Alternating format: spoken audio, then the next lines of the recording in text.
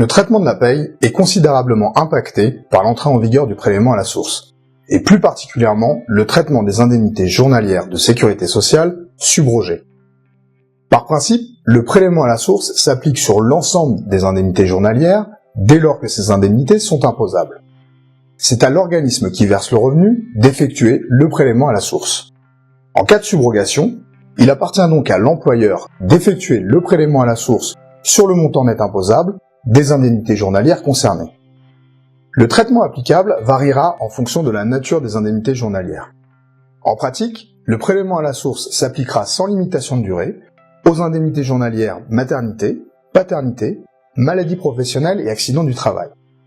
Les indemnités journalières maternité et paternité seront soumises au prélèvement à la source en totalité, tandis que les indemnités journalières maladie professionnelle et accident du travail ne seront soumises que pour la moitié de leur montant. En revanche, un traitement particulier est réservé aux indemnités journalières maladie. Les indemnités journalières maladie peuvent être imposables ou non, selon que le salarié relève ou ne relève pas d'une affection de longue durée. Afin de contourner cette difficulté, et pour préserver la confidentialité du salarié, le prélèvement à la source sera appliqué sur les indemnités journalières dans la limite des 2 premiers mois d'arrêt.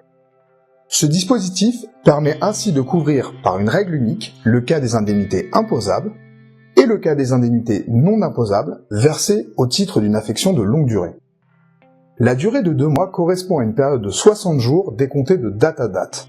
Cette période débute à la date de l'arrêt de travail et non au début du versement des indemnités journalières. Le délai de carence n'est donc pas pris en compte. La prolongation de l'arrêt sans reprise d'activité n'a pas pour effet de remettre les compteurs à zéro. Il n'y a donc pas d'interruption du décompte. En revanche, en cas de nouvel arrêt avec reprise d'activité, même pour une seule journée, un nouveau décompte du délai 60 jours est appliqué à compter de ce nouvel arrêt. Enfin, d'un point de vue déclaratif, les employeurs ne reportent pas le montant imposable des indemnités journalières dans le bulletin de salaire. Les indemnités journalières restent, telles qu'aujourd'hui, déclarées par l'assurance maladie à l'administration fiscale, évitant ainsi un double décompte dans la déclaration annuelle des revenus.